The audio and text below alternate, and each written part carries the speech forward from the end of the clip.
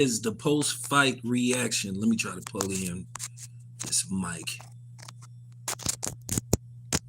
All right. So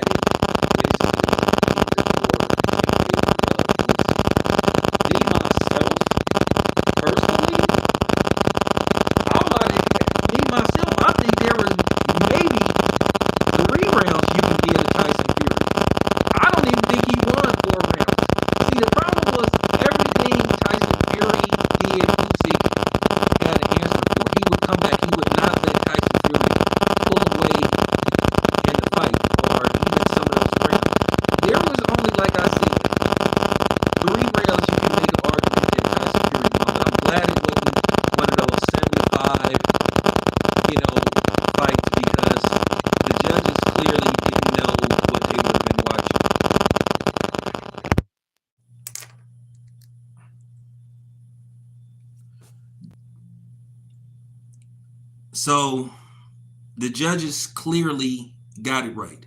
Clearly, clearly. And it's good to see that they were on one accord. They were on one accord, and I gotta give Usyk credit. I gotta give him a lot of credit. I gotta give him his just due for him to go up from, cruiserweight and then move up to heavyweight and become undisputed. He's not undisputed currently, but he once was undisputed. To win, undisputed in two different weight classes is phenomenal. Now, come tomorrow, we all know what's going to come tomorrow. I've been doing this for a while. What's going to happen is you're going to have the other content creators that's going to be, view horn. They're going to say that, I promise you, with this win, they're going to say, you're going to see videos titled, is Usyk number one pound for pound? Or can Usyk make a claim for pound? Usyk is number one pound for pound over Crawford. These are going to be black content creators. Then you're going to have the regular people that don't want a black fighter to be number one. These are going to be the same people that was pushing Lomachenko and Chocolatito for pound number one. Look, I've been doing this for a while. I know what's coming. I know what's coming. I've been doing this for a while. And at the end of the day, Usyk is a phenomenal fighter. Now, you can make an argument. I do want to see him run it back with Daniel Dubois, because you can make an argument that Daniel Dubois knocked him out with a body shot. So it's going to make a rematch with Daniel Dubois, if he gets past Joseph Parker, even more intriguing, because Daniel Dubois dismantled Anthony Joshua. He beat the hell out of Anthony Joshua. When I say he beat the brakes off him, he beat the brakes and the transmission off of Anthony Joshua. I'm talking about he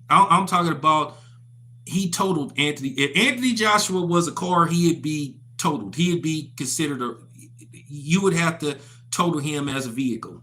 You have to look for a new vehicle. That's cool. And that's cool that Usyk is giving Crawford, but that's him. But what I'm saying is the content creators are going to put Usyk at number one. And to be honest with you, he can make a legit claim for that. But I still have Crawford number one. I know people going to say, but Usyk was more active and whatnot. But at the end of the day, Tyson Fury was never considered a pound per pound elite in most people's eyes. However, he was a very good fighter. But to have back-to-back wins over Anthony Joshua and Tyson Fury says a lot about Usyk. Usyk is a Hall of Famer. He's a Hall of Famer at this point. Nobody can take that away from him.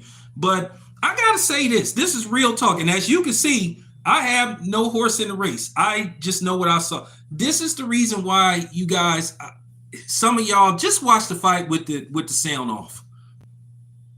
Broadcasters were very, color commentary guys were very pro Tyson Fury. You could clearly see that. You can clearly see. Well, Kenny G, that makes you wonder, all of a sudden, Tyson Fury doesn't have this tremendous knockout power that he had in those 3 fights, or should I say those last 2 fights versus Deontay Wilder. But we're not going to revisit that. That's another video for another day. At the end of the day, Tyson Fury has two back-to-back losses to Usyk. But keep in mind, Tyson Fury got caught with tampered gloves before.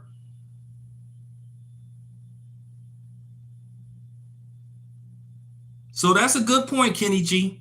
Now all of a sudden, Tyson Fury ain't got this tremendous knockout power. Now all of a sudden, he not putting dudes down. So good point, Kenny G.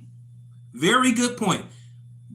Very interesting. I may talk about this later on, because now you start to circle back and wonder, okay, now all of a sudden he's, he can't knock out Usyk, a dude that was at cruiserweight. He can't get him out of there. But Usyk boxed circles around Tyson Fury. For them to try to act like that fight was close, that fight was not even close. Usyk was beating Tyson Fury up to the body, and the left was there for him all night. And the only reason why Tyson Fury, was given at least 3 to 4 rounds is because Usyk took a couple of rounds off to adjust. Usyk never let Tyson Fury pull away. And even the rounds that Tyson Fury won, a couple of them were close.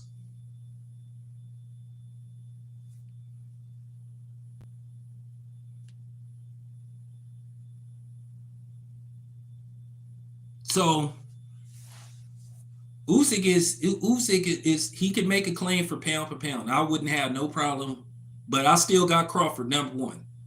I still got Crawford number 1 until Crawford loses. Because Usyk is tied to a little bit of controversy because that Daniel Dubois fight, you can make an argument that he got not, because that was not a low blow. That was a body shot, but at the end of the day, they didn't call it, so he's still undefeated. But you really got to appreciate his skill set. He has a very high ring IQ. And I mean, at this point, I know there was rumors about Alexander Usyk possibly going back down to cruiserweight. And the funny thing is, I think he's the same age as Terrence Crawford. I think he's 37, 38.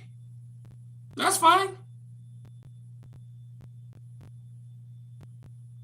That's fine. I got Bud. I'm still going with Bud.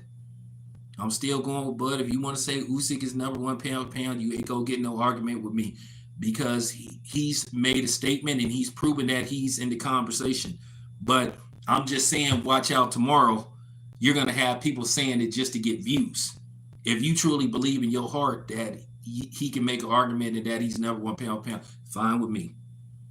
He's an exceptional boxer. He's proven himself. One thing about him, he went up there and he was willing to take on the best. In all likelihood, he'll get the winner of Joseph Parker and Dubois.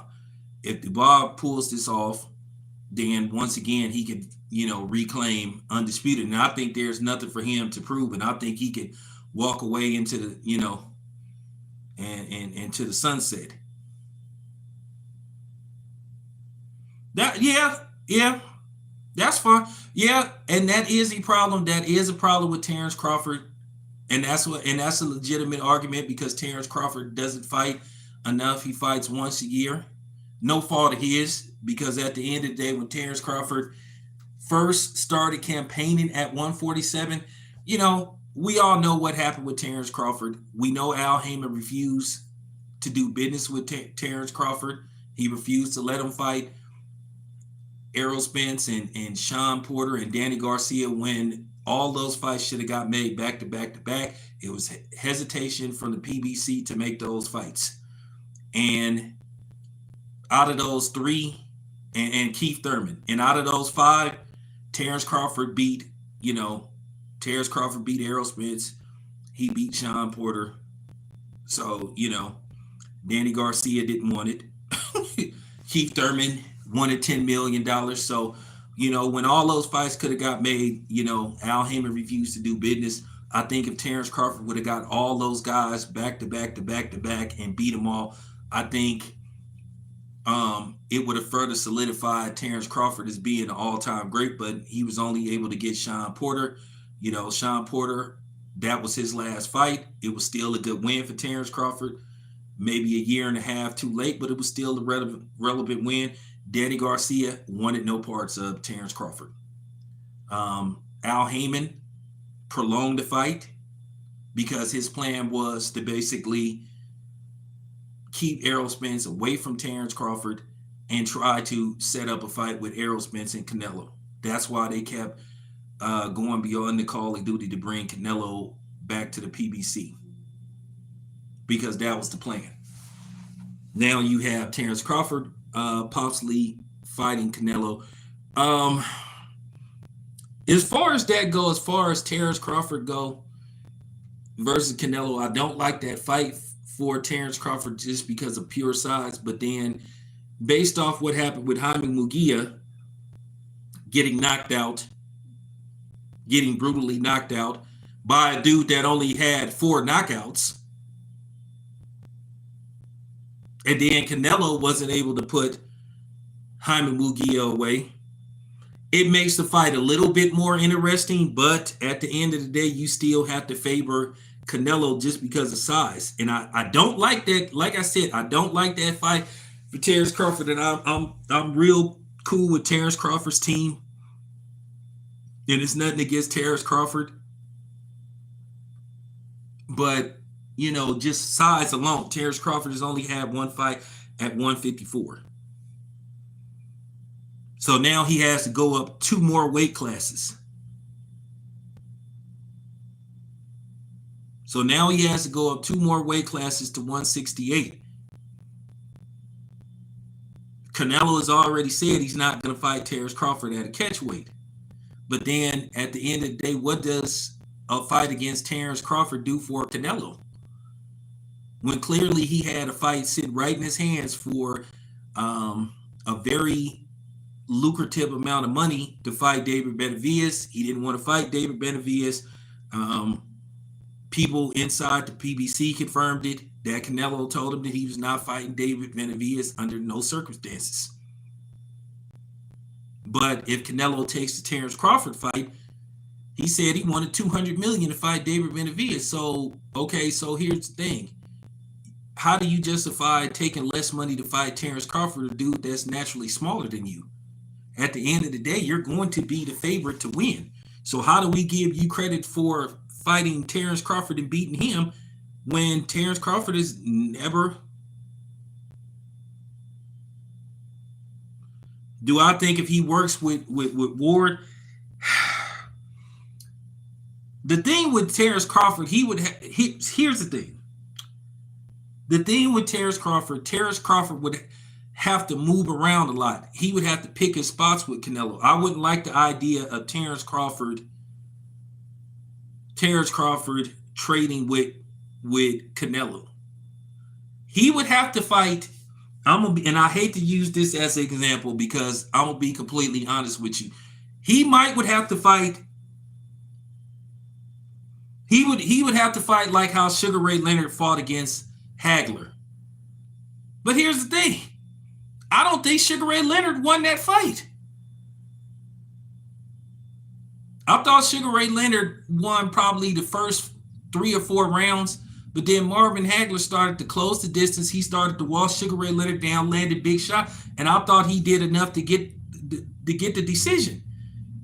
So Terrence Crawford would have to do that with Canelo. He would have to try to pick his spots, jump in and out, and he would have to try to rally towards maybe the last 20 seconds of the fight to possibly, steer the judges and get the judges to go his way. But then the problem is when you fight Canelo, as you saw in the Bibble fight,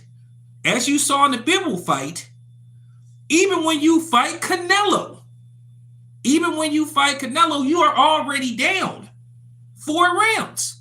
So the problem is Terrence Crawford would have to go in there and try to see could he seriously hurt Canelo or try to drop Canelo. He still could possibly, even if he quote unquote outboxes Canelo, he still could possibly lose via, a majority decision or, a questionable, split decision or a questionable unanimous decision. So that's the problem.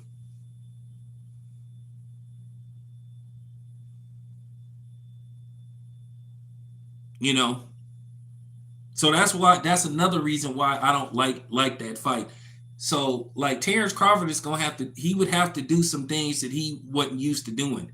And you would have to wonder what happens, if Canelo lands something big on Terrence Crawford.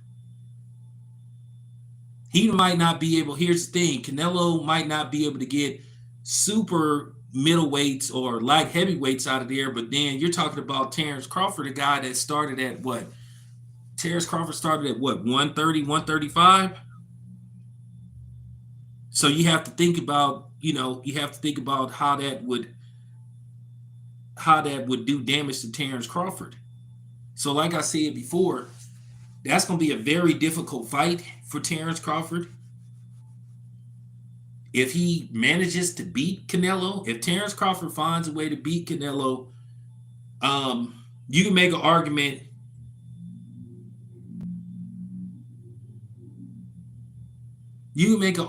That Terrence Crawford is in the GOAT. Well, Diesel, my thing is that Sugar Ray Leonard Hagler fight. I watched that fight like 30 times. And it's funny, a lot of people, that's why it's one of the most controversial fights in history. Because a lot of people thought Hagler did enough to win. It was a very close fight, but I just thought Hagler did enough to win that fight. It was a very close competitive fight, but every time I watch it, I'm convinced more and more that Hagler won that fight. It's a reason why Sugar Ray Leonard, he pretty much got everything in his favor as far as negotiations go. He wanted a 12-round fight. Hagler wanted a 15-round fight. Sugar Ray Leonard got to pick the size of the ring. I think Sugar Ray Leonard got to pick the gloves.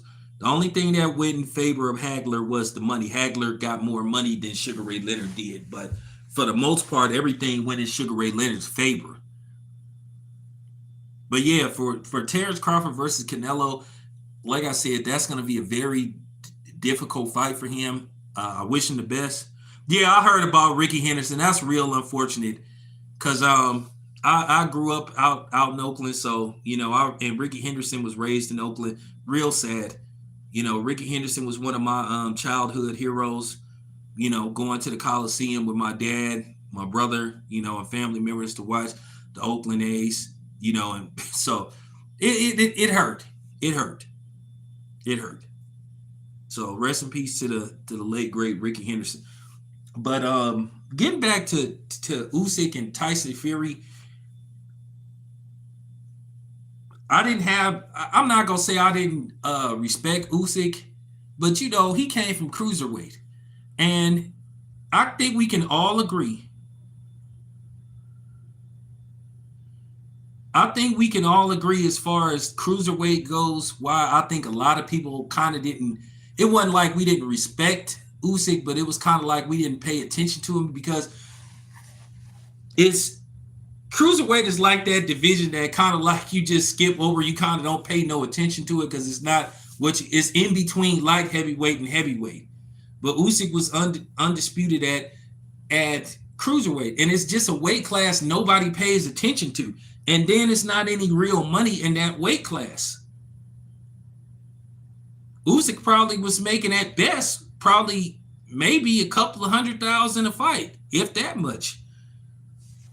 It's not a division that people pay close attention to. So I think that's why people really didn't see how good Usyk was until he started to campaign at heavyweight. And then you really got to see how good he was. You got to see how great of a boxer he is. And it's funny, it's funny when you think about it compared to today's boxers. Usyk is considered a small boxer when Usyk like like 30 years ago would have been considered a big heavyweight, because keep in mind, guys like Muhammad Ali were like 6'2", 6'3". Larry Holmes was like 6'3". Muhammad Ali 6'2" and a half or 6'3". Some George Foreman 6'3", 6'4". Now now you got 6'3" dudes that's considered small based off the fact that you got all these 6'4" guys, 6'5", 6'7", 6'9" dudes like Tyson Fury. But it didn't matter. At the end of the day, skills pay the bills. And Tyson Fury, I think to a certain degree, Tyson Fury came in the fight, fat and plump. And he paid a stiff price every time he tried to call himself trying to lean on Usyk, because Usyk was tearing his body up. And it just didn't work like it did with Deontay Wilder. Deontay Wilder is, yes, he's 6'7", but he's small. He's small. He has a small frame, where Usyk is wider than Wilder.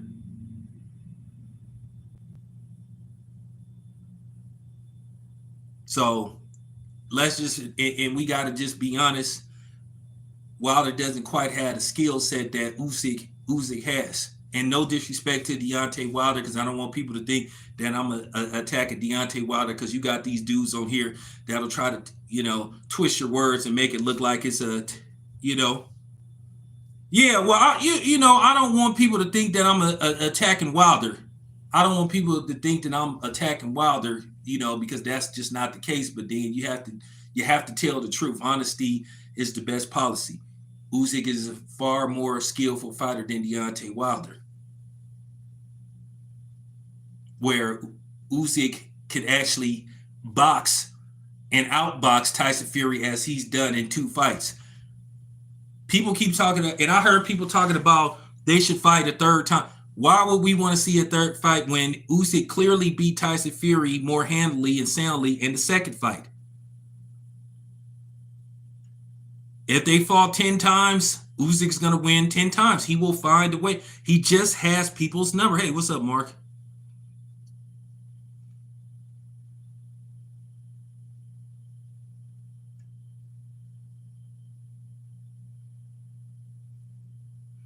Listen.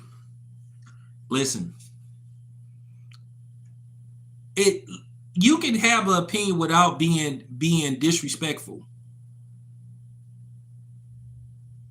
Do you want me to be completely honest with you? Because here's the thing. I don't answer to nobody. I don't have no boss. I don't answer to nobody. You would be lying if you said that Wilder was a more skillful fighter than Usyk. That's just fact. And it's no knock on Deontay Wilder. At the end of the day, you just have to tell the truth. I love Wilder. I love what he does outside of boxing. I love what he's done for the community. I'm just keeping it 100.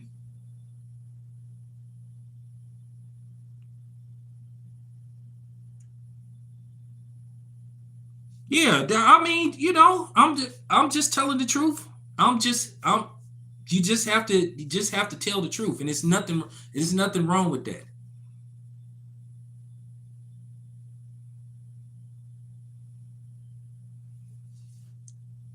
At this point, who's out there that can beat Usyk?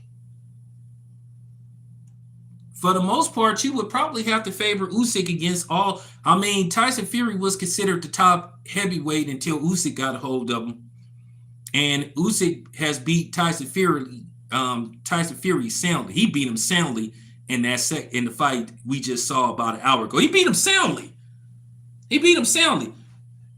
I think they need to have this thing where you can have the option to watch fights with the sound off, because they were trying to make that fight closer to what it was. Going into the sixth round, somebody had it even.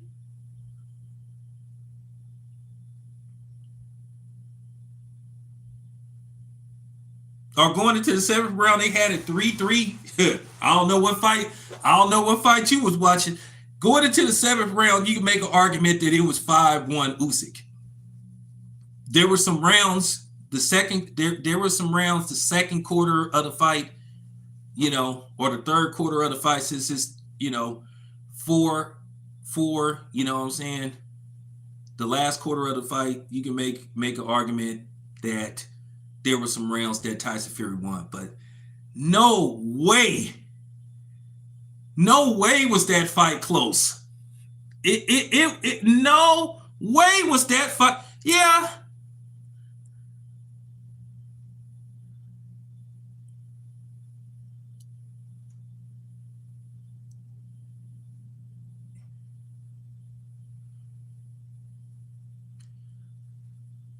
Well, of course, Anthony Joshua got beat by Usyk. 115, 140. Man, stop it. Dude, stop it.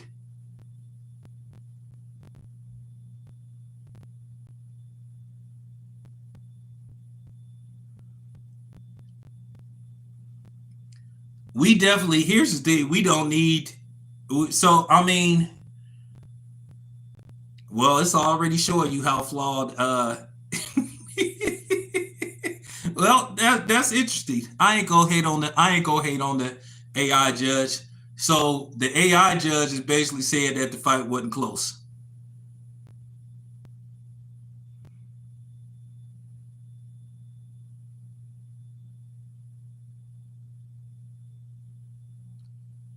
I had it, Diesel. I had it 9-3 for Usyk.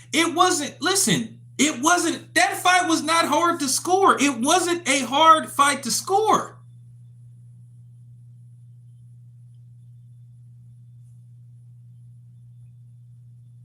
Tyson Fury periodically had good moments where he landed some nice leads and landed a nice hook and landed a straight, but he just wasn't doing enough. Usyk was like, man, like I said, that left, the lead left, the left hook. It was, you know what I'm saying? Tyson Fury couldn't do right by Usyk's left, because that left was touching Tyson Fury.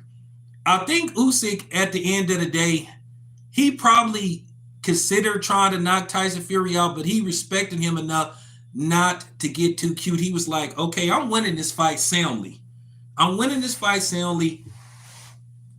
Why not just outbox him and just cruise to a decision instead of trying to knock him out and possibly put myself in jeopardy to get caught with something that, put me on my ass or possibly causes me to lose the fight via KO, and then, all for nothing. Because sometimes you can get knocked out going for the knockout. Like, boxing is really based off, what I'm saying, IQ and thinking on your feet, literally. So, he outboxed him, and that's pretty much it.